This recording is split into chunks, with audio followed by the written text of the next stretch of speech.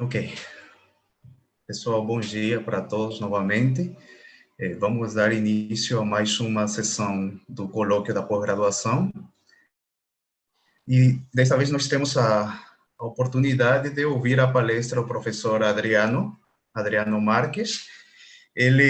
Eu vou dar rapidamente uma introdução ao trabalho dele, certo? Ele vai falar um pouquinho mais. Ele é professor de nossa unidade acadêmica do Cabo Santo Agostinho, certo? Ele é professor de engenharia mecânica. Bem, o professor Adriano ele tem uma ampla experiência na parte de trabalho na indústria, ele já ocupou vários cargos, tanto em desenvolvimento de produtos como na gestão, certo? Então, acho que isso é uma grande oportunidade para nós, já que nossa pós-graduação é de engenharia física, então vamos ver aqui conceitos aplicados diretamente para a indústria, certo? E, ao mesmo tempo, o professor Adriano ele está entrando a nosso programa de pós-graduação, colaborando com uma co-orientação de um estudante junto ao professor Rafael. Então, eu acho que é uma ótima palestra para a gente poder aproveitar esses conceitos, tanto fundamentais como aplicados na indústria. Eu agradeço, Adriano, por ter aceito o nosso convite e pela sua participação aqui. Beleza, bom dia a todos. Você me escuta bem aí, né, Albert? Estou ouvindo bem. Tá, primeiro eu queria agradecer aí o convite do professor Albert, né? Eu agradeço e fico contente em poder participar e tentar colaborar de alguma maneira. Também agradeço publicamente a professora Martini aí como coordenadora do programa, né, que tem me permitido entrar aí e ajudar ou colaborar junto ao programa, principalmente tendo autorizado aí dividir essa orientação do aluno Edmilson com o professor Rafael, né? Eu me chamo Adriano, eu não sei se todo mundo que está aí conectado me conhece, eu estou vendo umas caras diferentes aqui. Sou professor do curso de Engenharia Mecânica aí da nossa unidade, da UAXA, né? Mais especificamente, eu sou um professor da área de termofluidos e atuo aí nas disciplinas das ciências térmicas. Então, hoje eu estou ministrando as disciplinas de termodinâmica 1, termodinâmica 2, ar-condicionado e refrigeração. Além disso, como o professor Albert comentou, eu estou dividindo essa orientação aí no programa do aluno Edmilson, no programa de pós-graduação em Engenharia Física da UAXA. Também tem um trabalho de orientação de uma estudante do programa de pós-graduação em Engenharia Mecânica da UFPB. E também, esse ano, iniciei, tudo aconteceu antes, um pouco antes dessa pandemia, um trabalho de colaboração também semelhante, lá no programa de pós-graduação em Engenharia Mecânica da UFPE, com o professor Jorge. A temática do trabalho lá é um pouco diferente. Lá o trabalho, a atuação basicamente é com motores de combustão e turbinas, levantar curva de torque e potência para novas tecnologias que a gente chama de downsizing em motores de combustão. Mas, enfim, o tema que eu trouxe hoje aqui para apresentar para vocês é a análise exergoeconômica de sistemas energéticos, tá?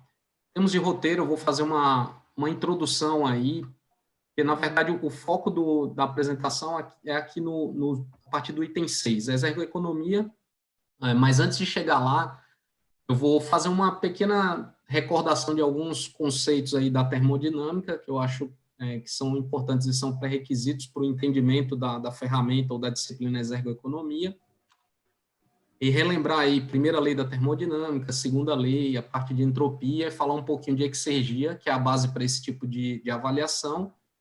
Vou detalhar um estudo de caso, de um trabalho recente meu aí, e vou falar um pouquinho também dessa atuação aí no programa de engenharia física.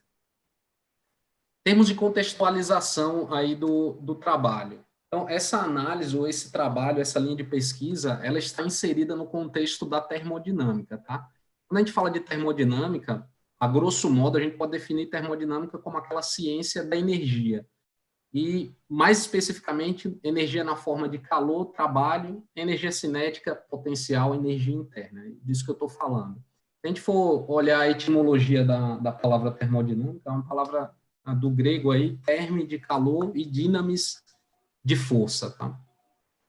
Energia é uma outra coisa complicada de ser definida. Se a gente for tentar fazer uma definição clássica do que é energia, provavelmente a gente vai se perder ou tentar fazer uma definição muito exata do que é energia. Existe uma dificuldade de definir energia, mas de maneira simplista a gente pode dizer que energia é uma capacidade de causar alterações no meio. E aí a termodinâmica, ou esse tipo de atividade que eu trabalho especificamente, ela inclui todos os aspectos da energia e suas transformações. Então, estou falando de geração de energia elétrica, eu coloquei entre aspas ali, porque o termo gerar, a gente sabe que é errado, né? A energia não pode ser gerada, ela tem que ser convertida. Então, estou falando de sistemas de refrigeração, relações entre propriedades da matéria, mecanismos de transformação de calor e outras coisas mais. A termodinâmica ela pode ser dividida em dois grandes grupos aí. Termodinâmica microscópica ou estatística, que talvez o pessoal aí da área de engenharia de materiais, o pessoal da área de engenharia química esteja mais habituado. No nosso caso, o estudo é voltado para a termodinâmica clássica ou a termodinâmica mais macroscópica.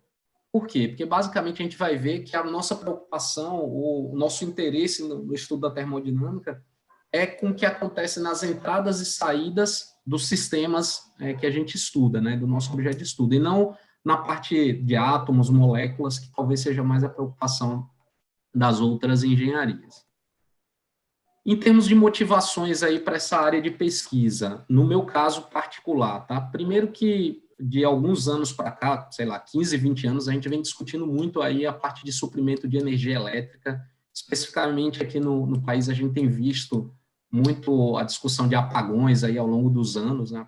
Apagão, falta de suprir energia elétrica, e também a história da diversificação da matriz energética nacional. Então, todo ano, se a gente pegar lá o BEM, o Balanço Energético Nacional, a gente vai ver lá que a pizza, o gráfico, ele muda aí porque algumas tendências vão acontecendo ao longo dos anos.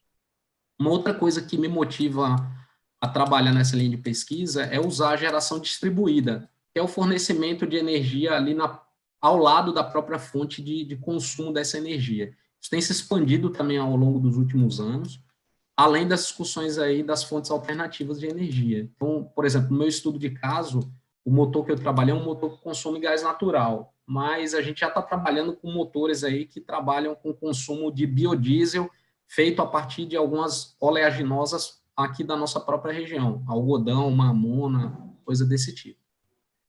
Uma outra coisa aí que chama a atenção é trabalhar com a faixa de microcogeração de energia, que são aqueles sistemas de até 100 kW de potência, e isso tem se apresentado como um novo nicho de mercado, especialmente aí para o setor terciário. E eu estou falando de aplicações de clínicas médicas, hospitais, shopping centers, complexo hoteleiro, coisas do tipo. O Albert comentou aí no começo também sobre a minha experiência anterior na indústria, ou também voltado mais para a parte de aplicação. Então, esse seminário que eu trouxe aqui, ele é um seminário de aplicação, ele não... Eu vou falar de alguma coisa voltada para as ciências aí nessa parte introdutória, mas ele é um tema muito mais contextualizado na parte de aplicação.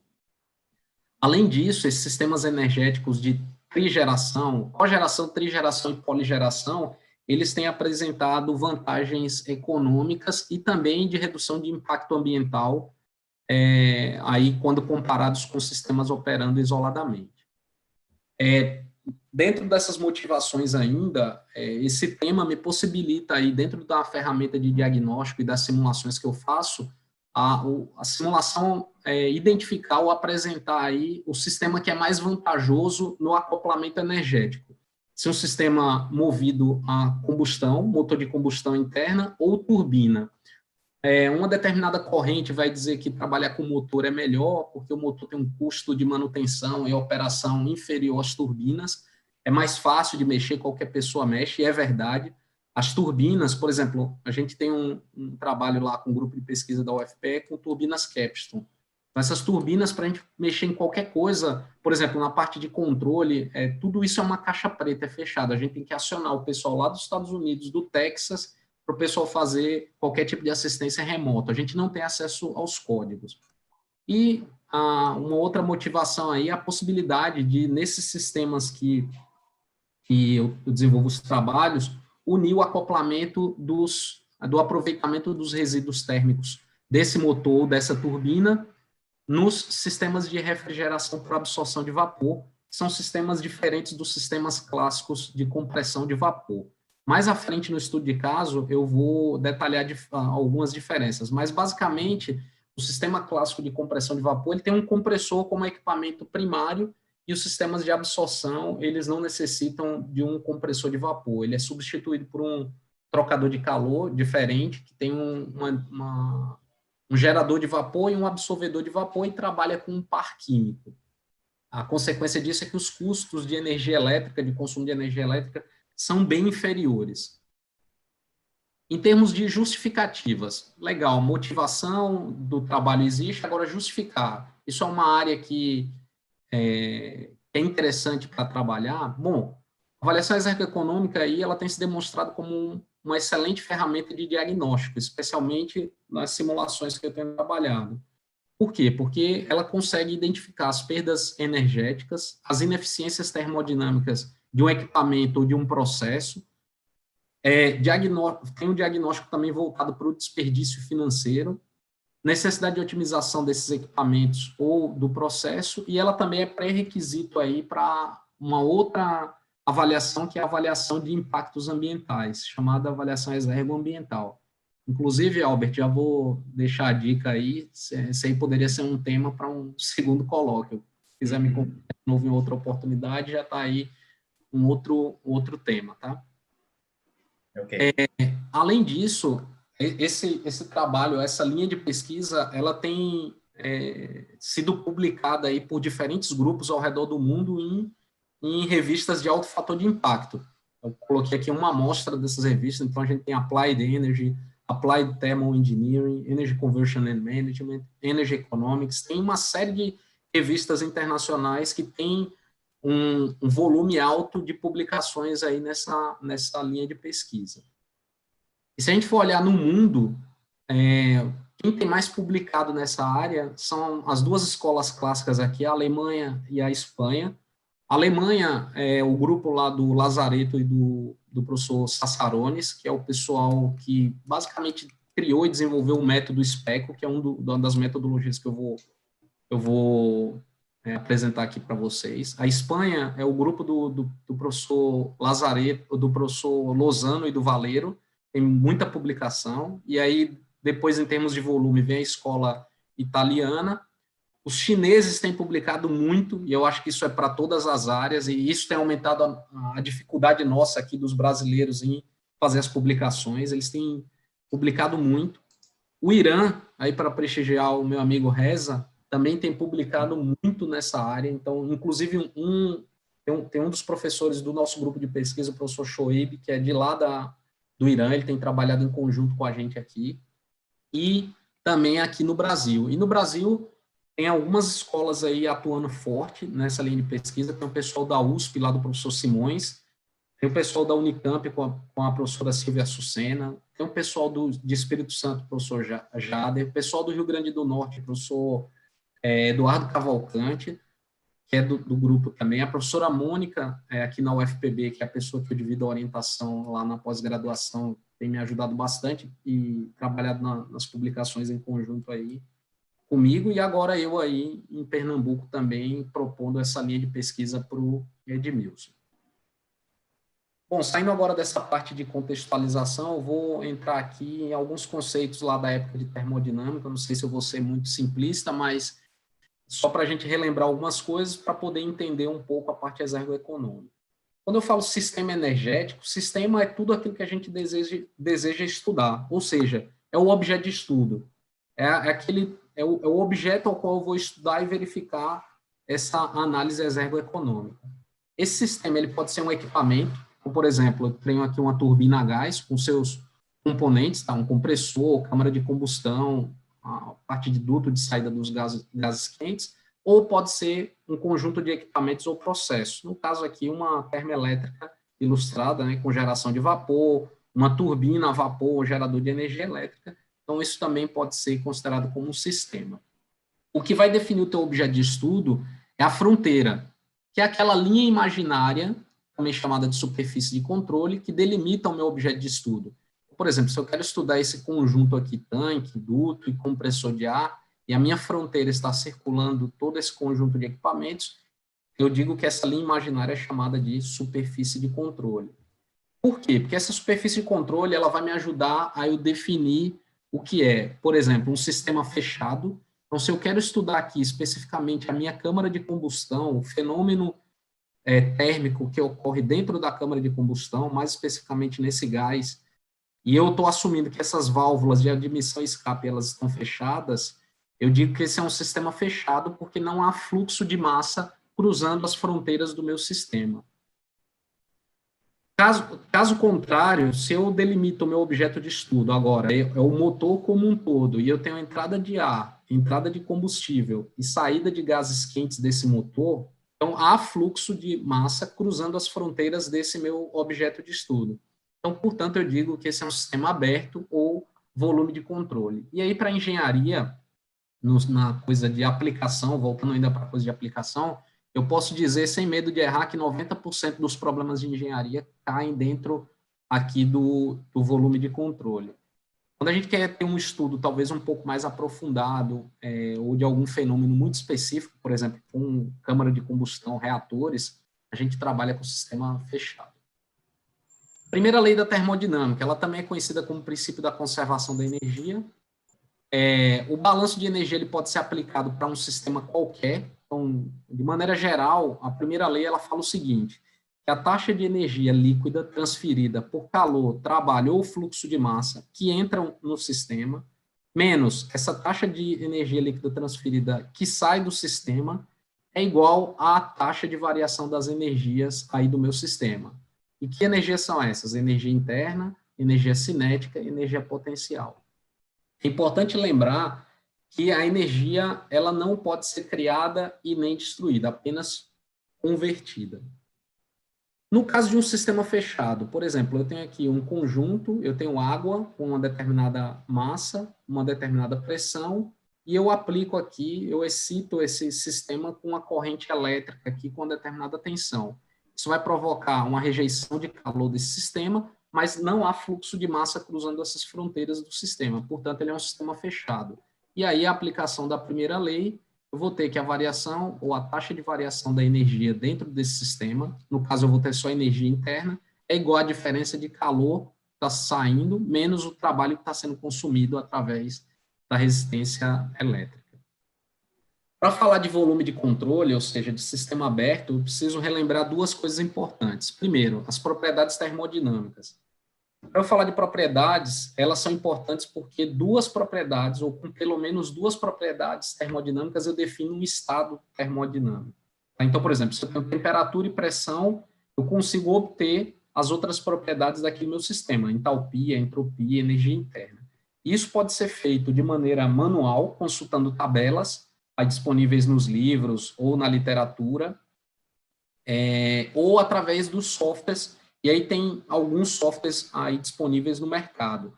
O CAT3, que é um software muito aplicado à área de termodinâmica, muito simples, e o que eu utilizo aí nas minhas simulações, que é o EES, que é o Engineering Equation Solver. Ele é um solucionador de equações, basicamente é o que o nome está dizendo. A vantagem dele é que ele tem uma infinidade de tabelas, de conjunto de tabelas aí já inserido no programa, então você não precisa ficar colocando isso manualmente lá, os dados termodinâmicos para resolver ou para fazer uma determinada simulação. Ele não é gratuito, tá? Ele tem versão gratuita para estudante, mas para você ter acesso a determinadas funcionalidades, você tem que pagar a licença. Os meus alunos aí das disciplinas de termodinâmica, de ar-condicionado, eles já estão craques aí, talvez sabem mexer até mais do que eu nesse software, porque dentro da disciplina eu tenho motivado eles a trabalharem com isso. Acho que o Matheus está conectado aí também, ele deve estar rindo sobre o assunto, porque o pessoal está sendo encorajado a trabalhar com essa ferramenta. E aí uma coisa importante de propriedade é falar de entalpia, porque a entalpia ela quantifica a energia, ela auxilia aí na formulação da primeira lei. E, para relembrar, a entalpia é a soma de duas energias, a energia interna, U, mais o produto PV, pressão, volume específico, que é o trabalho de fluxo. O outro item importante para falar antes de entrar em volume de controle é conservação da massa. Aí só para relembrar, se eu tenho aqui um determinado objeto de estudo, com as minhas fronteiras delimitando aqui o meu objeto, eu tenho uma entrada e uma saída. Então, há fluxo de massa cruzando essas fronteiras. Por exemplo, aqui é uma tubulação, sei lá, aqui um compressor, aqui uma outra tubulação.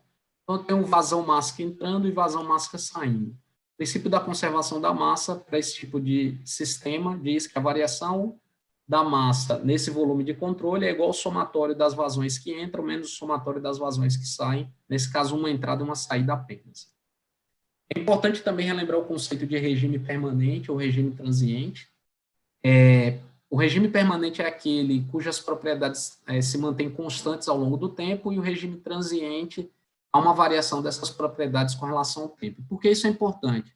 Porque onde aparecem essas derivadas aqui com relação ao tempo, se eu estou trabalhando com regime permanente, isso aqui tende a zero. Então, pode simplificar muito o meu problema. Daqui a pouco a gente vai ver a aplicação da primeira lei para volume de controle, então pode simplificar a complexidade aí do meu problema, da solução do meu problema. Então, uma das hipóteses que se faz aí para trabalhar quando a gente quer respostas rápidas é aplicar o regime permanente, onde isso tende a zero e o meu problema é simplificado. Alguns exemplos a gente não pode fazer essa simplificação. Por exemplo, um forno.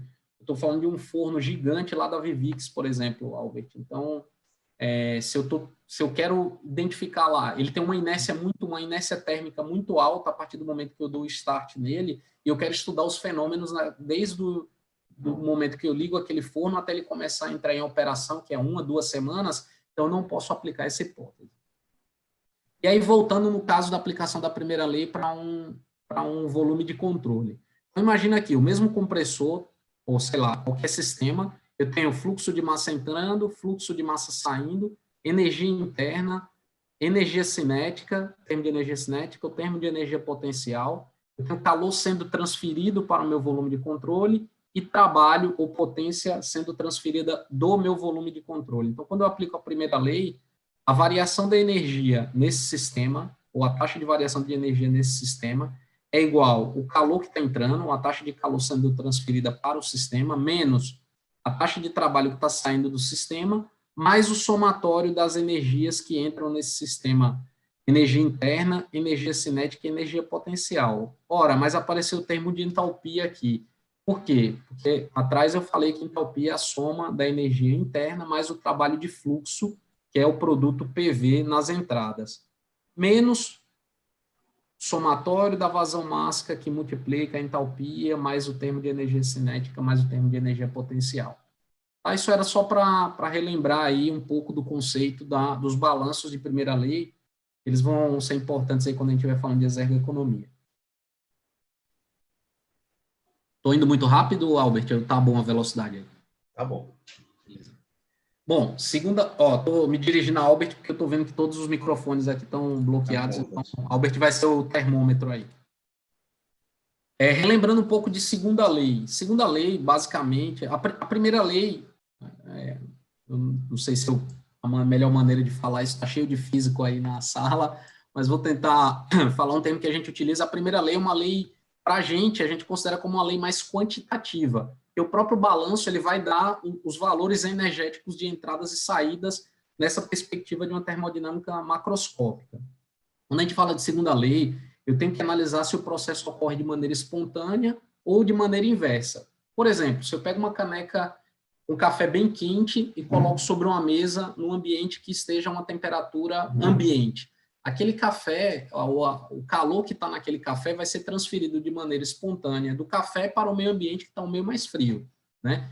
Para um processo ocorrer de maneira inversa, eu precisaria utilizar um dispositivo auxiliar, ou uma máquina térmica, né? Então, a gente diz que a avaliação da segunda lei ela é complementar à primeira, quando a gente está fazendo uma análise global de um sistema energético. Ela vai também analisar o sentido, se o processo pode ocorrer ou não, a partir dos enunciados que a gente vai falar daqui a pouco. A segunda lei ela fornece os meios para determinar o trabalho máximo teórico e comparar isso quantitativamente com fatores que impedem o seu alcance. Além disso, ela abre caminho ou permite eu associar os conceitos financeiros, ou seja, valorar monetariamente os fluxos de exergia, e aí vem a tal da exergoeconomia, ou associar os fluxos de exergia ao impacto ambiental nessa disciplina aí, ou nessa metodologia chamada de exergoambiental. Falando dos enunciados, basicamente a segunda lei tem 2 enunciados muito importantes. O enunciado de Clausius, ele diz que é impossível construir um dispositivo que funcione em um ciclo e não produza qualquer outro efeito que não seja a transferência de calor de um corpo a temperatura mais baixa para um corpo a temperatura mais alta. Aí vem a história do processo espontâneo ou da necessidade de um dispositivo. Então, de um processo espontâneo, a temperatura, o calor é transferido de um meio de temperatura mais quente para um meio de temperatura mais fria. O contrário, só com o uso de um dispositivo auxiliar. Outro enunciado importante aí para ciclos termodinâmicos é o enunciado de Kelvin Planck. Ele diz o seguinte: para uma máquina que recebe um ciclo, que recebe energia de um reservatório térmico, ela não consegue converter 100% dessa energia recebida em trabalho. Eu preciso rejeitar parte do calor para o meio ambiente para que o ciclo ocorra. O que é importante é que nenhum dos 2 enunciados ele pode ser violado. Se eu violar qualquer um dos 2 enunciados, eu estou violando a segunda lei da termodinâmica, e aí esse sistema ele passa a não ser viável fisicamente. O conceito de processo reversível, que é um outro conceito importante para a segunda lei, ele leva a comparação com os processos reais, ou seja, o processo reversível é o grau de proximidade em relação aos processos reversíveis correspondentes. Isso vai dar origem também à discussão das irreversibilidades. Os fatores que levam o processo a se tornar irreversível são as irreversibilidades. Na prática é o seguinte: processos reais são irreversíveis e processos idealizados, para eu avaliar a máxima eficiência que um equipamento ou um processo poderia ter, são os processos reversíveis. As irreversibilidades, elas incluem aí alguns fatores: a transferência de calor através de uma diferença finita de temperatura, a expansão de um fluido até uma pressão mais baixa, reações químicas espontâneas, misturas espontâneas de matéria em estados ou composições diferentes, atrito, fluxo de corrente elétrica através de uma resistência, magnetização ou polarização com esterese e deformação inelástica. Entropia. A entropia ela é uma propriedade termodinâmica que ela vai surgir aí da desigualdade de Clausius. Se a gente lembrar, aí a desigualdade é a integral cíclica desse delta Q sobre T, isso é menor ou igual a 0. Tá? Isso quer dizer o seguinte, que essa integração ela é válida, primeiro, para qualquer tipo de processo, sendo reversível ou irreversível. Se for processo reversível, eu tenho igualdade. Se for um processo irreversível, processo real, a desigualdade. O ciclo na integral é só para dizer que ela acontece em todo o ciclo termodinâmico, e esse ΔQ pode ser entendido como quantidades infinitesimais aí de calor sendo transferido de ou para o meu sistema com relação à temperatura de fronteira. E aí surge essa propriedade importante, que é a chamada entropia. Aí, nesse caso, um DS, né, que é a variação de entropia no sistema internamente reversível, é igual a ΔQ sobre T. É importante falar que a transferência de calor para um sistema aumenta a entropia e a transferência de calor de um sistema vai reduzir a sua entropia. Exergia, que é um outro conceito importante aí para o que a gente vai discutir aqui como exergoeconomia. A exergia, ela também pode ser chamada de disponibilidade de energia. Ela é uma propriedade que serve para determinar o potencial de trabalho útil de determinada quantidade de energia em um estado especificado. Ou seja, ela vai representar o limite superior da quantidade de trabalho que o dispositivo pode produzir, sem violar qualquer uma das leis da termodinâmica. Aí vem uma das justificativas que eu falei lá atrás, que a segunda lei é uma lei complementar. Por quê? Porque a exergia, e depois nos resultados de um trabalho que eu vou apresentar para vocês, a gente vai ver isso. Exerger efetivamente o quanto eu consigo aproveitar, o quanto efetivamente está disponível em termos energéticos naquele sistema e que eu consigo aproveitar. É o máximo de energia que eu consigo aproveitar. Eu também falo muito isso para os meus alunos lá de ar-condicionado. É muito comum, aí, quando a gente está trabalhando com um projeto de ar-condicionado industrial, eu vou lá discutir com um determinado fabricante de chiller de refrigeração, sei lá, Carrier. O cara quer me vender um determinado equipamento para uma instalação num shopping center.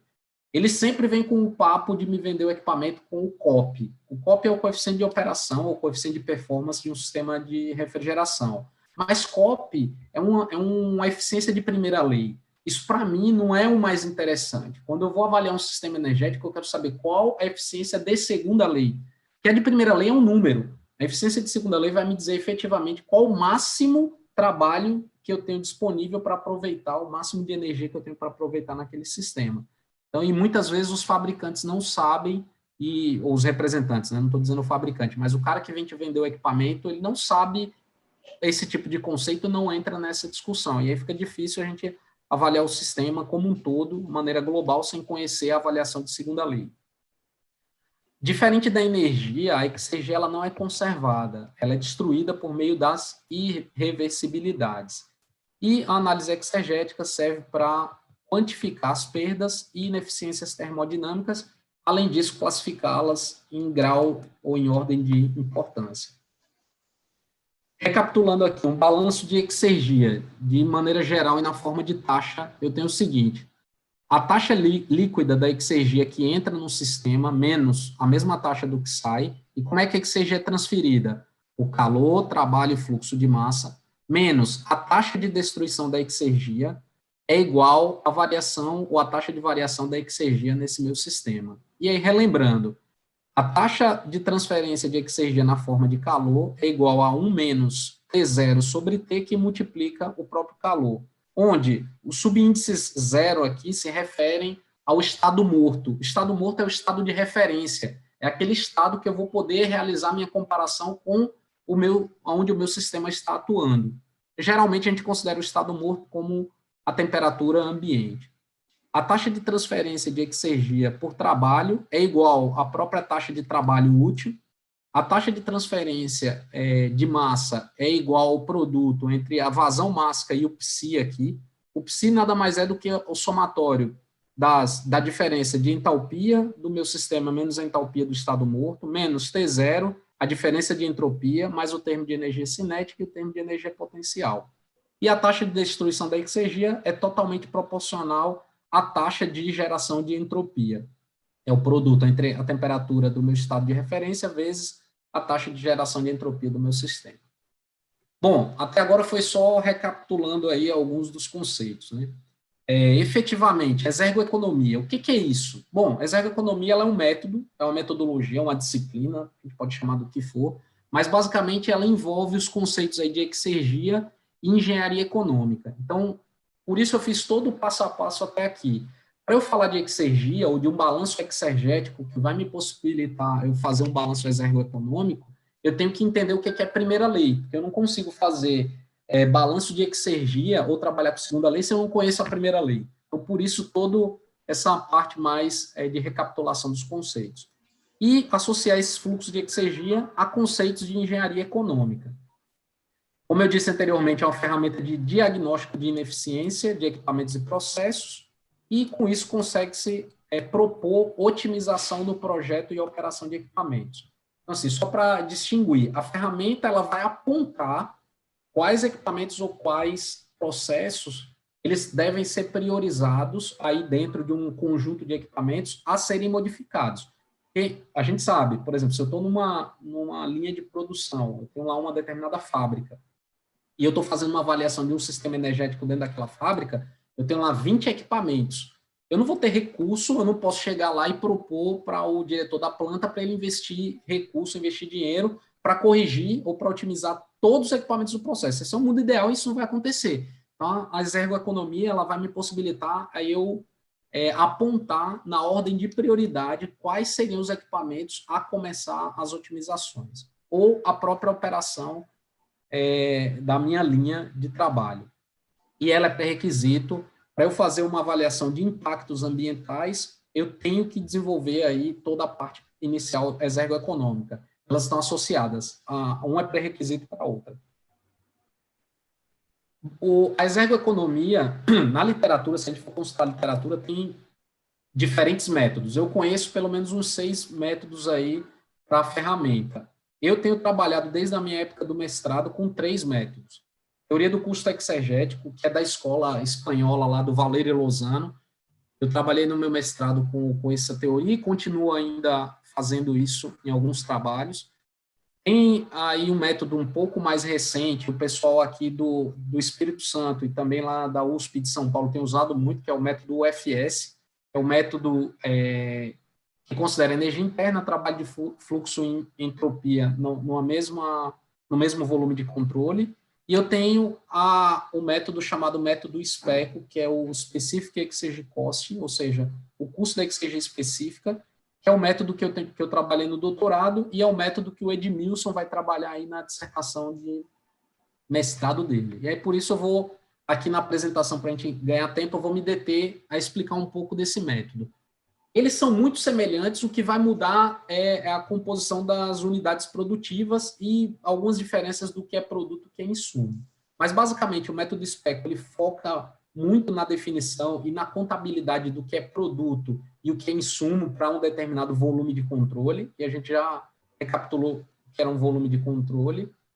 Essa definição do produto e insumo, ela vai de acordo com a função do equipamento. Por exemplo, um condensador e um evaporador de um sistema de refrigeração, ambos os equipamentos são um trocador de calor, mas o condensador tem a função de rejeitar calor para o meio ambiente e o evaporador tem a função de trocar calor com o fluido secundário, ou fluido refrigerante, que vai roubar calor do meio ambiente. Então, eles têm funções diferentes e aí, consequentemente, a definição de produto e insumo vai ser diferente. O método SPECO, ele se caracteriza aí por 5 fases distintas. A primeira, análise exegética, que a gente já falou, já apresentei lá o balanço.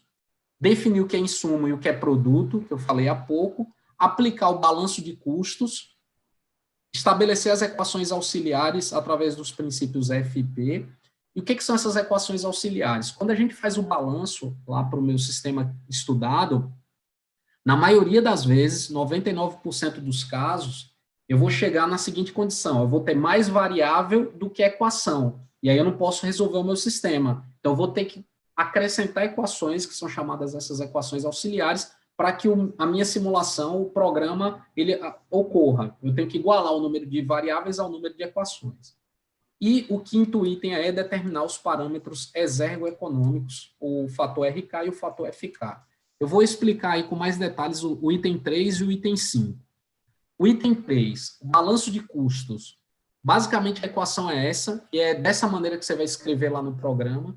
A equação é o seguinte: o somatório do custo exegético de saída daquele volume de controle, ou somatório das saídas de exergia daquele volume de controle, mais o custo da produção de trabalho daquele volume de controle, é igual ao custo exegético da transferência de calor daquele objeto de estudo, mais os somatórios dos custos exegéticos para cada fluxo que entra no meu volume de controle, mais o termo ZK. Esse ZK é a soma dos custos de aquisição, operação e manutenção do meu equipamento.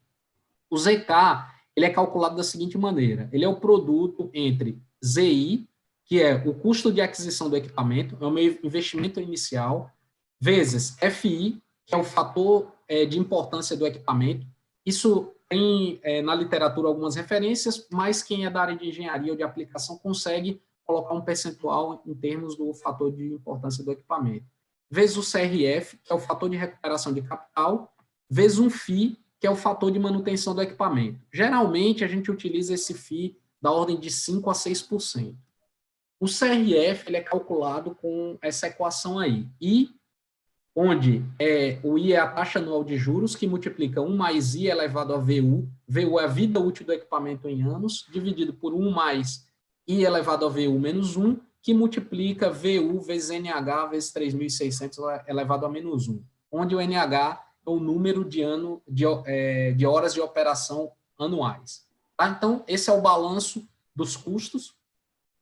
Em termos dos parâmetros exergoeconômicos que eu falei há pouco, eu tenho basicamente os dois mais importantes são o RK. O RK é a diferença relativa de custos. Quando eu estou falando relativa, é a diferença relativa dos custos dos produtos do meu equipamento, menos a diferença da soma dos custos dos insumos, dividido pelos custos dos insumos daquele equipamento. E os altos valores desse RK indicam a necessidade de otimização. Então, quando eu calculo, isso é um valor percentual, quando eu calculo isso, ele deu um valor muito alto, quando comparado com os outros valores dos equipamentos, significa que aquele equipamento merece atenção especial. Ele é um candidato a ser otimizado. E o fator exergoeconômico, que é o FK, ele é a relação entre a taxa de custos do equipamento dividido por esse somatório aqui. Taxa de custos do equipamento mais os custos dos insumos, que multiplica as somas da exergia destruída mais as exergias perdidas no meu equipamento. E quando eu tenho baixos valores de FK, eu tenho a necessidade de otimizar aquele equipamento ou o processo. O que é legal é que nessas simulações aí que eu já faço uma combinação para tomada de decisão. Então, no final, lá com o resultado, eu já vou direto ao ponto. Os equipamentos que têm valores altos de RK e valores baixos, eles já são separados como os equipamentos lá necessários para a otimização. Tudo bem até aí, Albert? Tudo certo. Bom, eu vou apresentar aqui um estudo de caso para vocês. Esse é o resultado de um artigo meu que foi aceito para publicação recentemente. Quando eu digo recente, foi recente mesmo, semana passada, e eu recebi o DOI aí do artigo ontem. Ele foi aceito aí para ser publicado nessa revista, que é o Journal of the Brazilian Society of Mechanical Sciences and Engineering. É um trabalho aí da época, um dos trabalhos do doutorado. Tive o suporte da professora Mônica, que é do grupo de pesquisa, o professor Atílio, lá do Espírito Santo, e o Cabral, que foi meu orientador do doutorado. Tá? O título do trabalho foi esse aqui, ó, avaliação energética, exergética e exergoeconômica de uma unidade de microtrigeração. Bom, o meu objeto de estudo, por que eu digo que é microtrigeração? Porque está abaixo daquela faixa de potência, ou seja, menos 100 kW, e por que trigeração? Primeiro eu tenho aqui, como, vamos dizer, acionador de todo o sistema, um conjunto motor de combustão acionado por gás natural, tá? Então, esse é um motor a gás, ele foi convertido para trabalhar com gás natural e acoplado a um gerador de energia elétrica. Esse trabalho, o resultado desse trabalho, ele foi feito parte experimental, então vocês vão ver aí coisas arcaicas, tá? Coisa de laboratório de engenharia mecânica mesmo, os Frankenstein da vida aí, e acoplado aí com a parte de simulação no ES. Então, tem esse grupo motor de combustão. Quando eu tenho a combustão aqui, os gases quentes da saída desse motor, eles vão acionar aqui o meu chiller de refrigeração por absorção, um chiller que opera com água amônia, de 5 TR, é um chiller pequeno. Quando eu falo 5 TR, é tonelada de refrigeração. Tá? Só para ordem de grandeza, 1 tonelada de refrigeração equivale a aproximadamente 12.000 BTUs. Eu estou falando de um equipamento que consegue trocar calor, roubar calor do ambiente. Estou falando de 5 ar-condicionados de 12.000 BTU aí, ar-condicionados domésticos. E a energia elétrica aqui do gerador de energia vai atender às demandas desse laboratório. Então, essa pesquisa foi para atender demandas aqui desse edifício, é um edifício onde tem salas de aula e laboratório de pesquisa. Então, esse calor vai acionar esse sistema que vai produzir frio, produzir entre aspas, tá? Produzir frio não existe, então vai roubar calor aqui desse ambiente, então vou ter atendimento da demanda de frio.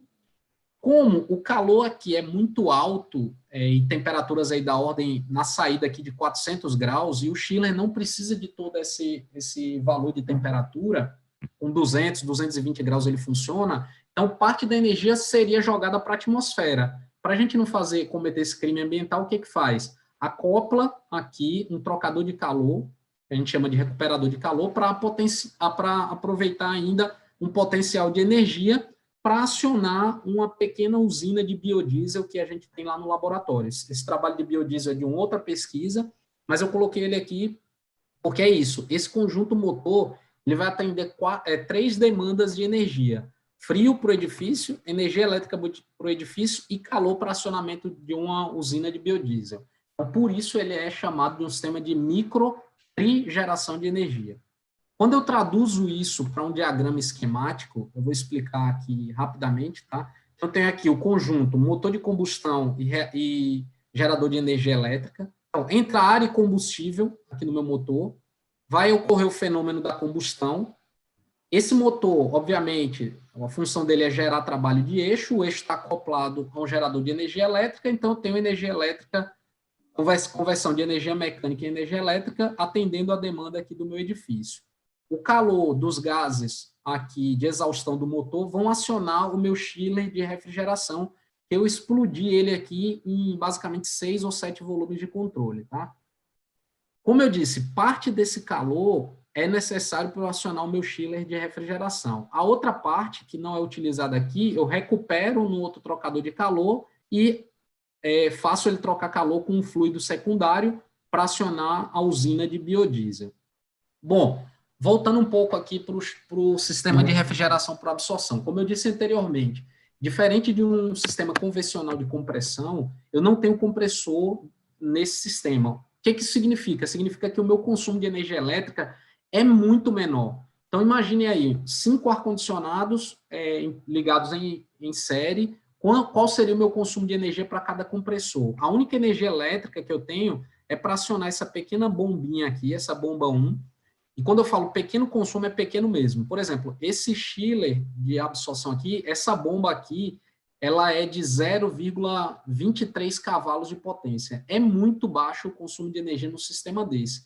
Por quê? Toda a operação aqui ocorre por afinidade química entre os elementos que compõem o sistema de absorção. Basicamente, eu tenho vários pares que podem atuar no sistema de refrigeração por absorção. Eu tenho sílica, gel e álcool, eles são afins quimicamente. Eu tenho brometo de lítio e água, e nesse caso aqui a gente utilizou água-amônia, onde a amônia é o refrigerante e a água é o absorvente. Rapidamente, para explicar como é que ele funciona. Aqui no gerador de vapor, eu tenho uma solução, uma mistura de água e amônia. Quando o calor passa por esse trocador, o que vai acontecer? A amônia, que é mais volátil, vai evaporar primeiro e vai seguir o seu fluxo aqui. Quando ela chega no retificador de vapor, alguma parcela de água que porventura tenha se evaporado junto com a amônia vai ser condensada aqui e retorna para o gerador, porque não é interessante que a água passe junto com a amônia para o restante do ciclo, para que o ciclo opere com eficiência. Então, só para você ter ideia, no ponto 6 aqui, a literatura diz que eu tenho que ter uma concentração de amônia de 99,98%. Quando chega no condensador, nesse caso um condensador resfriado a ar, depois a amônia vai passar por uma válvula de expansão aqui para reduzir sua pressão e temperatura, vai trocar calor aqui de maneira intermediária, passa por um segundo dispositivo, onde eu tenho um efeito frigorífico. Quando chega no evaporador, vou trocar calor com fluido secundário, que está roubando calor aqui do meu edifício.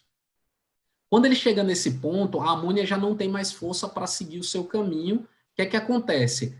Aqui no gerador vai passando água ou concentração forte em água aqui para o absorvedor de vapor. Como aqui eu tenho mais água e a água é o absorvente, a água naturalmente vai sugar a amônia, que já está no estado líquido aqui no evaporador, para o absorvedor de vapor. E essa bomba vai fazer a recirculação dessa concentração de água-amônia através aqui do caminho de volta para o gerador de vapor e assim reiniciar todo o ciclo da refrigeração por absorção novamente. Bom, em termos de metodologia aí, basicamente, foi o trabalho de coletar alguns dados, analisar os dados, aí aplicar a primeira e segunda lei da termodinâmica já no software, tá? Depois aplicar aquele balanço de custos que eu coloquei lá pelo método SPECO, e aí eu tenho o código computacional na ferramenta aí no Engineering Equation Solver.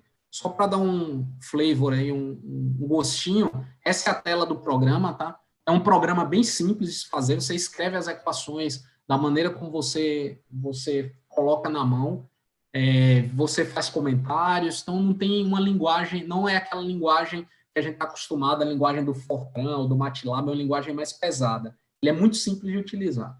Bem, como dados de entrada aí, no caso do conjunto motogerador, aqui eu tive alguns dados do próprio catálogo do fabricante, tá? Então potência, vazão volumétrica do gás natural, rotação do motor, etc. Teve alguns dados aqui, densidade do ar, aí que são as propriedades termodinâmicas, densidade do combustível e assim outros dados. Esse trabalho foi interessante, porque quando eu mexo com turbina ou motor de combustão, eu também faço a parte de estudo da combustão. Então, eu peguei aqui esse gás natural, né, que tem uma certa parcela de metano, de etano, de propano, CO2, N2, mais um excesso de ar. Então, eu trabalho com excesso de ar, tá? Esse trabalho foi feito com excesso de ar de 50%. O outro trabalho que eu estou fazendo é variar esse excesso de ar numa faixa de 25% a 75%, para eu ter resultados parametrizados. E aí, como um resultado aqui da minha combustão, eu vou ter dióxido de carbono, vou ter um pouco de água, vapor de água, né? N2, O2, deveria aparecer outros termos aqui, como enxofre, NOx, etc., mas, para efeitos de simplificação, foi esse o estudo da combustão. Também dados de entrada aí do chiller de refrigeração, então, alguns dados dos catálogos de fabricante, alguns dados aqui que foram da literatura clássica, alguns dados como temperatura de entrada e saída da água do evaporador, isso foi medido, tá? Então, aí, publicado no outro trabalho, e as eficiências aí dos equipamentos que também foram calculadas. A tabela 4 aqui também apresenta os parâmetros de entradas para o circuito lá do fluido secundário, que era a água para acionamento da usina de biodiesel. Então, a maioria deles foi calculado. Eu medi uma das temperaturas e o restante foi calculado aí com a aplicação da primeira lei. A tabela 5, ela apresenta aí os dados de entrada das premissas financeiras. Então, na época, a tarifa do gás natural era R$ 2,50 por metro quadrado, por metro cúbico, tá, de gás. A tarifa de energia elétrica, também em reais por quilowatt-hora. E, por exemplo, dados dos investimentos dos equipamentos. Então, o motor custou na faixa de 50 mil, o grupo, né, motogerador, não só o motor, isso é o grupo motogerador. O chiller custou na faixa de 30 mil reais, a usina de biodiesel toda montada na faixa de 25, que lembra, lá para o balanço de custos, esses dados, eles são dados de entrada lá para eu resolver as equações. A gente utilizou uma taxa anual de juros de 9%, 10 anos de vida útil do equipamento, e um número de 12 horas de operação diárias, e um fator de manutenção de 6%. E aqui os fatores de importância de cada um dos equipamentos que foi definido pelos autores do trabalho. Bem, aqui aparece os balanços exergoeconômicos para cada um dos equipamentos. Então, eu tenho lá as equações dos produtos, a equação dos insumos e as equações auxiliares para o motor, para o gerador de vapor, para o condensador, e tudo isso é o que você coloca no programa para gerar os resultados. Tá? Então, tem aí os balanços para todos os equipamentos. Temos de resultados aí desse trabalho. Então, eu tenho lá os valores, por exemplo, de energia calculado pela primeira lei do combustível, o valor energético dos gases de exaustão, os valores de exergia de entrada do combustível, valor de exergia dos gases, eficiência de primeira lei da termodinâmica do motor, na ordem de 29%, eficiência exergética de segunda lei do acoplamento. Então, veja que você, quando trabalha com sistemas acoplados de cogeração, de trigeração, esse é o benefício de fazer acoplamento de sistemas, porque você aumenta a eficiência do teu motor, que inicial era de 28%, e ele acoplado, eu estou aumentando a eficiência. Por que eu estou aumentando? Porque se ele trabalha isoladamente, os gases de exaustão vão para onde? Vão para a atmosfera. Se eu acoplo ele, eu estou reaproveitando essa energia. Então, aqui tem a figura 5, ela mostra aqui esse comparativo. Então, veja que os valores de energia aqui em vermelho são sempre superiores aos valores das exergias para cada equipamento. E aí, eu lembro do que eu comentei lá atrás, quando a gente estava falando um pouco da parte mais teórica. Os valores de exergia aí são inferiores porque é justo o que eu realmente aproveito em termos de quantidade. É o máximo que eu consigo aproveitar de cada equipamento. A tabela 8 apresenta aí os valores das propriedades termodinâmicas. Aí lembra, basicamente o que eu medi lá experimentalmente foi em temperatura em alguns pontos e as pressões em alguns pontos, e todo o resto é calculado já no programa. Então, tem aqui as vazões máxicas, as pressões em todos os pontos, o X é a concentração de amônia em cada um daqueles pontos para o sistema de refrigeração, o H as entalpias, o quality aqui que a gente chama é o título. Na termodinâmica, 0 é líquido comprimido, 1 é vapor saturado, e o que tiver entre 0 e 1 é o que está na região chamada região de mistura. A tabela 10 apresenta também resultados aí, principalmente para entropia e exergia específica para cada um daqueles pontinhos que eu coloquei naquele diagrama esquemático. Tá?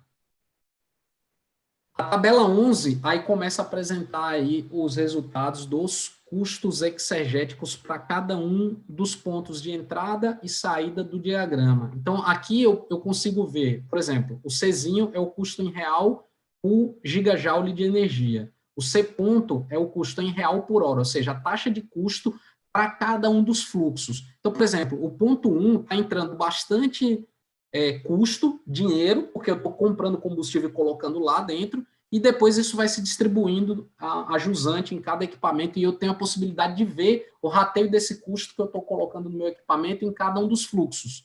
Tá? A tabela 12, ela apresenta o conjunto de resultados exergoeconômicos, ou seja, dos parâmetros exergoeconômicos. Então, a primeira coluna aqui são as eficiências de segunda lei, eficiência exegética para cada um dos equipamentos. A outra coluna é a destruição de exergia para cada um dos equipamentos, e quando eu estou falando de destruição de exergia, eu estou falando de muitas irreversibilidades. Então, por exemplo, motor de combustão, gerador de vapor, está destruindo muita energia. Depois eu tenho o somatório dos custos dos insumos e dos produtos em reais por unidade energética. Depois eu tenho a taxa do custo de destruição dessa exergia, então, em reais por hora. Depois eu tenho as taxas de investimento, operação e manutenção para cada equipamento, o rateio, e aqueles dois fatores que eu falei, fatores exergoeconômicos, o RK, que altos valores de RK indicam necessidade de otimização e baixos valores de FK, que é o fator exergoeconômico, indicam que eu tenho que olhar aquele equipamento com especial atenção. Então, mais especificamente, vejam que quem está me custando monetariamente no meu acoplamento, na minha unidade de geração, é o motor de combustão e o gerador de vapor. Eu como engenheiro, eu vou sugerir uma mudança no motor? Não, o motor é um equipamento de prateleira, você não personaliza um motor. O motor ele é produzido em escala. Então, eu não tenho muito o que fazer nesse caso. Agora, o gerador de vapor, ele está comparado com os outros equipamentos, ele está me apresentando um valor altíssimo de destruição de exergia. Aí eu posso apontar, verificar mudança de material do equipamento, eu posso verificar geometria do trocador de calor, qual seria uma geometria mais eficiente para eu perder menos energia, o isolamento térmico está acontecendo ou não. Então, aí eu começo a trabalhar numa segunda etapa de atuação, que é indicar quais seriam essas sugestões para modificar. E isso pode gerar futuros trabalhos. Então, pegar aí um colóquio anterior, nanomateriais, que o professor Vinícius falou. Então, por que a gente não pode investigar o uso de aplicação aí de alguma película, por exemplo, para atuar no gerador de vapor e minimizar essa minha perda de energia. O absorvedor, o trocador de calor do absorvedor de vapor também apresenta um alto valor da destruição de exergia, e isso é sabido. A geometria aí desse caso específico, ela não é das melhores, então a gente está estudando fazer uma geometria mais, um pouco diferente, numa espiral, para eu ter uma troca mais eficiente. E aí, quando eu vou olhar os fatores RK e FK, aquela combinação que eu falei para vocês anteriormente, altos valores de RK, quando eu comparo com os outros equipamentos, e baixos valores de FK, quando eu comparo com os outros equipamentos, minha ordem de prioridade de otimizar aqui seria o trocador de calor do absorvedor, trocador intermediário, na sequência, o gerador de vapor, aí vem o recuperador de calor lá da usina de biodiesel, também apresentar alto valor de RK e baixo valor de FK. O motor de combustão, apesar de apresentar esses altos valores, entra naquela coisa que eu falei de você não gastar recurso tentando otimizar o motor, porque o motor é um item de prateleira. E aqui tem uma coisa interessante para falar, para finalizar aí o estudo de caso. Uma das coisas dessa área de pesquisa que que apresenta um pouco de dificuldade. Todo trabalho de pesquisa, vocês provavelmente estão acostumados aí em ter estudos para vocês compararem, né? Você pega o resultado do teu trabalho e vai comparar com resultados publicados aí na literatura. Essa área de aplicação, ou quando a gente fala de aplicação, engenharia de aplicação, isso é um grande desafio. Por quê? Porque você não vai encontrar na literatura a mesma aplicação que você utilizou para poder comparar o estudo. Por exemplo, eu trabalhei aqui com um sistema de microtrigeração, um motor de combustão com baixa potência, um chiller de 5TR, fornecendo demandas de frio, calor e energia elétrica para o edifício. Na literatura você não vai encontrar essa aplicação. Aí você vai falar, não, Adriano, mas eu tenho aqui um shopping center, um chiller de 25TR e tenho acoplado uma turbina. Tem, é verdade. Aí foi isso que eu fiz aqui para gerar esse gráfico. Eu peguei o meu estudo aqui, representado pelas barrinhas em azul, e comparei com 2 outras referências de publicação na literatura. Aí, o que está em barra laranja e o que está em barra cinza. Para mostrar o quê? Que a tendência de queda ou a tendência dos maiores destruição de exergia, o comportamento ele se repete, tanto para o gerador quanto para o absorvedor, depois condensador, e as bombas são o que menos traz impacto de destruição de exergia. Então, foi uma maneira que eu encontrei de ter esse efeito comparativo. Mas se você pegar outros trabalhos de pesquisa aí na literatura com essa temática, vocês vão ver que raramente um autor traz coisas comparativas, porque não tem, é difícil. Por outro lado, isso também motiva a pesquisar, gerar publicação para poder fazer os devidos comparativos. E aí, para finalizar aí minha apresentação, eu vou entrar no último tópico, que é para falar um pouco do trabalho atual aí no programa de pós-graduação da Engenharia Física. Como o Albert disse, eu estou dividindo a orientação com o professor Rafael, do aluno Edmilson. A gente tem, acho que tem pouco mais de 2 meses, eu acho que a gente começou, acho que foi final de fevereiro, pouco antes de a gente entrar nessa coisa maluca aí da quarentena. Temos feito reuniões aí quinzenais, muito produtivas, e aí eu já vou apresentar aqui algum resultado que o Edmilson ele já conseguiu. Eu e o professor Rafael, nós tivemos, junto com o Edmilson, numa visita no final do ano passado, lá na usina Ipojuca. Então, esse é um trabalho também aplicado à usina, que era o ambiente de trabalho do Edmilson. E ele conseguiu já fazer um mapeamento aqui do processo que a gente deseja estudar. O que é esse processo? Basicamente, é um ciclo Rankine, tá? Onde eu tenho um conjunto de caldeiras gerando vapor. Esse vapor ele vai acionar esse grupo de turbinas aqui. Então, eu tenho um grupo inicial aqui de 4 turbogeradores para converter, transformar vapor em energia elétrica para atender o próprio parque industrial da usina, e eu tenho um outro conjunto de 3 turbinas aqui para atender demandas de calor do processo.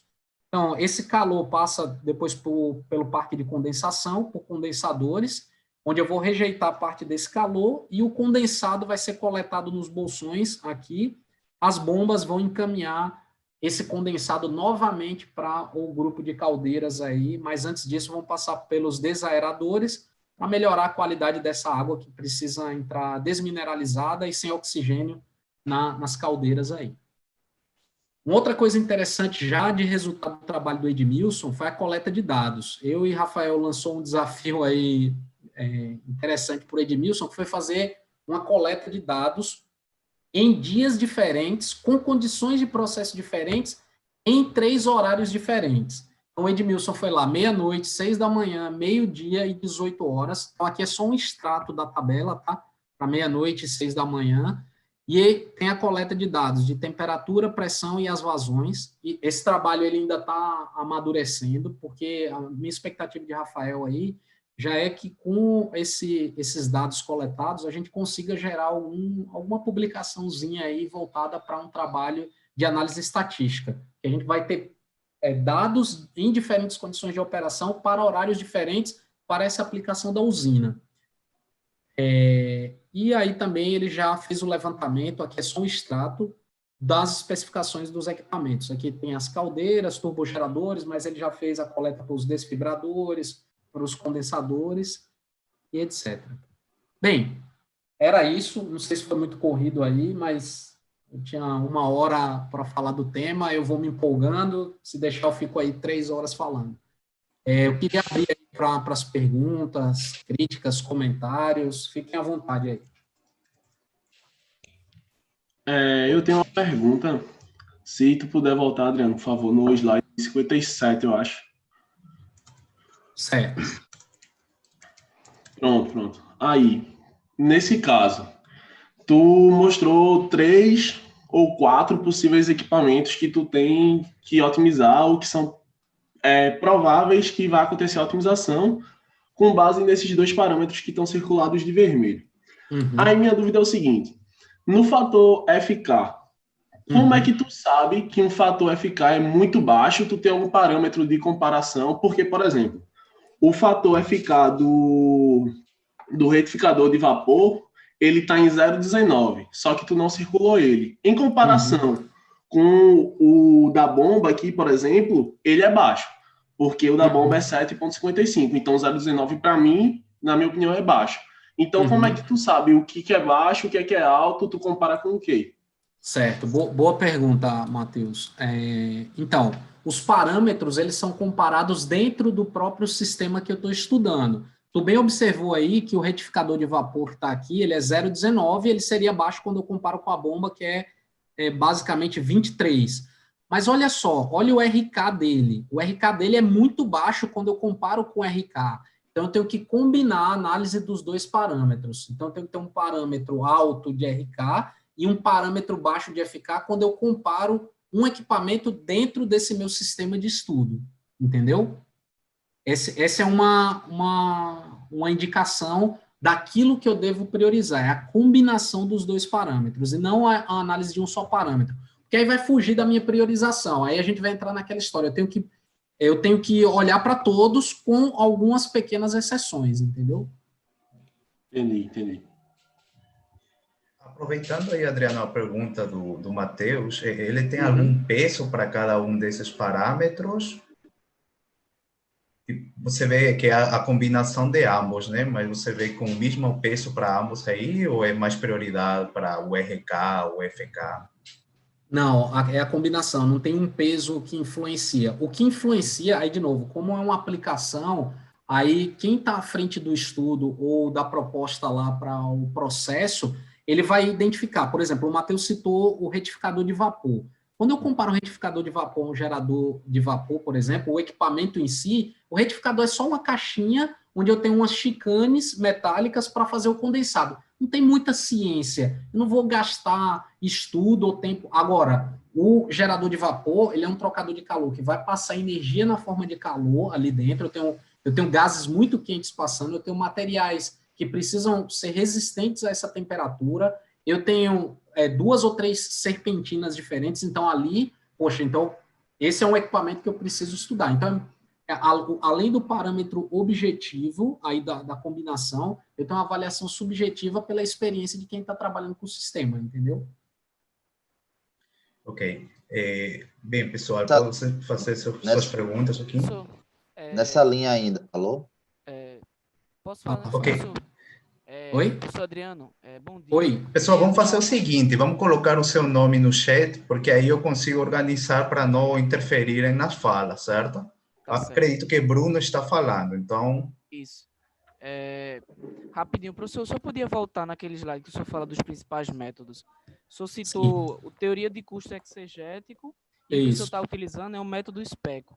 Como eu posso melhor avaliar esses métodos para escolher qual eu vou utilizar no meu estudo? Assim, demorou muito para o senhor escolher o seu, ou... Aí, essa é a minha dúvida. Qual escolher, quais os melhores critérios que eu posso avaliar? Pronto. Excelente pergunta, Bruno. Você pergunta para mim qual o método melhor? Não existe. E se eu falar que o melhor método é SPECO para o pessoal, para os pesquisadores que trabalham com a teoria do custo exegético, ele provavelmente vai me xingar, gritar comigo, ele vai dizer que não funciona. Aí você pergunta para mim, o que te motivou a trabalhar com SPECO? Na verdade, tem um ditado aí que meu orientador falava, não sei se eu posso falar isso aqui, se é antiético, mas ele falava assim, amarra o jegue aonde o dono do jegue está mandando você amarrar o jegue. Então, foi meio que vai e faz por esse método, se vira. Então, eu tive que... E hoje eu gosto de trabalhar com método. E, na época, eu conhecia o TCE, que era o Teoria do Custo Exegético, que eu tinha trabalhado no mestrado. E também foi porque, na época, o orientador, ele trabalhava... Isso era um método novo aqui no Brasil. Eu fiz meu mestrado em 2004, 2003, não lembro agora. Então, era um método ainda recente aqui no Brasil. O professor Ednildo, lá da Federal da Bahia, trabalhava com esse método, foi a sugestão dele. E aí eu entrei. E depois eu comecei a me debruçar, Bruno, aí para estudar os outros métodos. Aí a conclusão, que para responder o que você me perguntou, não existe o melhor método, existe um método bom para trabalhar com determinada aplicação. Para esses sistemas de microtrigeração, eu gosto tanto do TCE quanto do método SPECO. Quando eu vou trabalhar com sistemas que têm um nível de complexidade maior, uma planta industrial maior, esse método UFS das unidades produtivas, ele se demonstra como um método bem interessante e ele é um método mais recente, tem muito pano para manga para publicação aí dentro desse método, tá? Então, é igual linguagem de programação. Qual é a melhor linguagem de programação que existe? Aquela que você sabe usar. Você aprende um método, aprende uma linguagem e vai trabalhar com ela. Ok, obrigado, Bruno. O próximo é o professor Rafael. Então, Adriano, parabéns aí pela apresentação. E minha dúvida também está lá naquele mesmo slide de Mateus, no 57. Certo. Na realidade é o seguinte, quando tu explicasse as motivações dos fatores RK e FK, eu esperava encontrar sempre sistemas que dessem RK alto, FK baixo, ou vice-versa. FK alto, RK baixo. Aí a pergunta é, o que significa um equipamento que os dois dão baixo ou os dois dão altos? Porque eu esperava que eles fossem... Como tu colocou, eu esperava ver sempre eles em uma certa oposição. Aí, qual a interpretação de sistemas que dão FK e RK baixo e FK e RK alto? Qual seria a interpretação que tu tira? Boa pergunta. Vamos lá, se a gente for olhar fisicamente, o valor RK lá é a diferença de custo entre produto e insumo. Então, eu estou falando basicamente de coisas financeiras. Quando eu olho o fator FK, ele é a relação. No numerador, ele está lá o valor do investimento daquele equipamento e os custos de operação e manutenção com relação às taxas de destruição de exergia e as perdas de exergia naquele equipamento. Então, não dá para comparar, ou eles não teriam essa relação de oposição, porque as variáveis de cálculo são diferentes, entendeu? Esse é o ponto. Então, pode acontecer isso. Eu posso ter um equipamento que apresente os dois parâmetros muito baixos ou eu apresento os dois parâmetros muito altos. Por isso que é importante, na tomada de decisão, eu ter as oposições. Na tomada de decisão para eu otimizar. Então, na tomada de decisão para eu otimizar valor alto de RK com valor baixo de FK, quando eu comparo com todos os equipamentos do sistema. Beleza. Mais alguma pergunta, pessoal? Adriano, no YouTube tem o João Alberto, que ele pede para você ir para o slide 30 e falar o que são os princípios F e P. Certo. Slide 30. Bom, slide 30, acho que é o 31, não? Ou 29. Eu acho que é entre 29 e 30. Aí, que são os princípios FP. Certo. Princípios FP são os princípios do que é insumo e do que é produto em um determinado equipamento. Aí, por exemplo, para eu definir o que é o produto no equipamento, o princípio P, ele diz o seguinte: que todas as saídas de exergia daquele equipamento ou as saídas, quando comparada com as entradas, for positiva, ou seja, se naquele equipamento a minha exergia aumentou por alguma razão, esse fluxo é dito como um produto. E o princípio F, que é o princípio de insumo, todas as entradas de exergia no equipamento são consideradas insumos, ou todas as diferenças entre entrada e saída que eu tenho valor negativo de exergia, isso é considerado como fluxo de insumo, ou o aumento da exergia, se não for função do equipamento aumentar a exergia. Então, eles são princípios aí que foram escritos em 2006 pelo professor Sassarones, que compõem o método. Então, para você definir o que é insumo, o que é produto, você tem que olhar essas duas teorias que eu comentei agora para cada um dos volumes de controle. E é isso que depois vai dar o resultado dos balanços de custo. Ok, Edmilson. Isso. Bom dia a todos. Gostaria primeiramente de agradecer a oportunidade, né, do colóquio. É fantástico aí, bem esclarecedor. E perguntar ao professor Adriano, com relação aos custos para tomada de decisão, se o equipamento deve continuar ou não na planta. Por exemplo, lá no nosso caso, na usina, tem alguns equipamentos que são muito bons na geração, no processo de manter a planta funcionando, até para exportar energia, né, vender essa energia. Só que, em alguns momentos, apresenta baixa taxa de disponibilidade do equipamento. Então, eu não identifiquei aí em qual ponto, no estudo exercoeconômico, como que essa taxa de disponibilidade entraria, em qual fator estaria presente. Pronto, legal, Edmilson, a pergunta aí. Vamos lá, essa tabela aqui, 12, acho que todo mundo já está vendo na tela, ela vai dar uma ideia, porque não só o número, ele é importante. E esse é o benefício aí da aplicação da ciência para a engenharia. A ciência vai me dar o valor numérico e a gente vai ter que interpretar isso. Então, por exemplo, quando eu pego lá, aí todos esses parâmetros aqui, a análise de todos esses parâmetros vai ser importante para responder sua pergunta. Mas quando especificamente eu analiso a eficiência de segunda lei do equipamento, então vou pegar, sei lá, vou pegar um valor qualquer aqui, vou pegar gerador de vapor, eu tenho uma eficiência de segunda lei de 35%. Isso é baixo ou é alto? Não sei, eu tenho que comparar. Então eu tenho efeitos comparativos. Como é que eu comparo? Eu posso pegar o mesmo equipamento, mudar o meu processo, alguma variável do meu processo, uma vazão, faixas de temperatura, faixas de pressão, e comparar se a minha eficiência exegética vai ser maior ou menor. E entrar, e a gente já sabe, por experiência, na área, de algumas coisas que podem influenciar. Então, por exemplo, se eu melhorar aqui a faixa de temperatura, ou se eu reduzir o desperdício de energia do gerador de vapor, muito provavelmente minha eficiência exegética vai aumentar. A mesma análise eu vou fazer para a taxa de destruição de exergia e os custos da exergia destruída. Então, esses são parâmetros aí que vai responder a tua pergunta lá no equipamento como um todo. Agora, vamos pegar lá o caso da usina. Eu estou analisando uma determinada turbina de um daqueles conjuntos lá. A gente tem 7 turbinas ali no parque.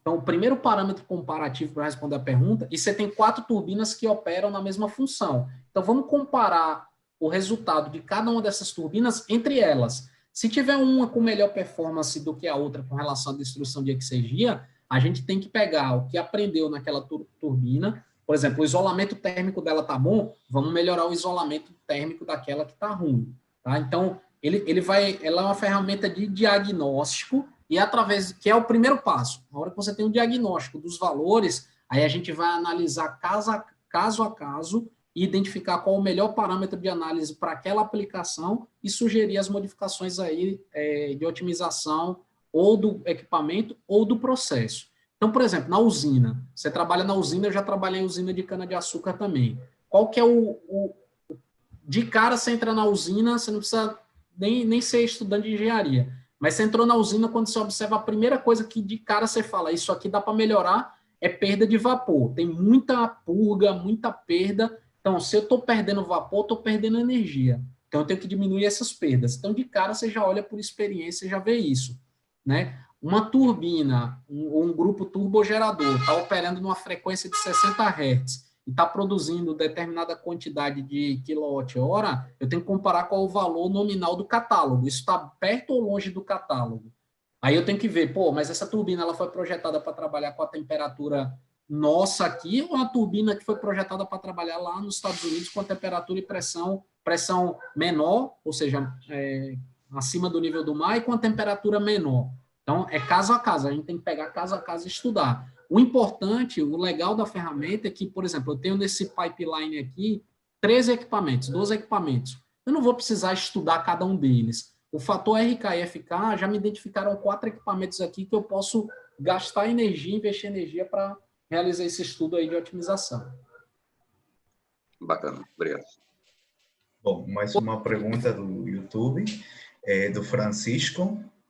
Acho que vem dentro do mesmo esquema das outras perguntas. Se existe a possibilidade de ser criado um parâmetro único com base nos parâmetros R e F para facilitar a toma de decisões. Não, eles são coisas distintas. Como eu disse, fisicamente lá, relaciona a diferença de custo monetário mesmo, custo específico das entradas e saídas, e o outro parâmetro relaciona a taxa de investimento, operação e manutenção com relação às perdas de energia. Então, efetivamente, são os dois fatores combinados. Inclusive, tem outros.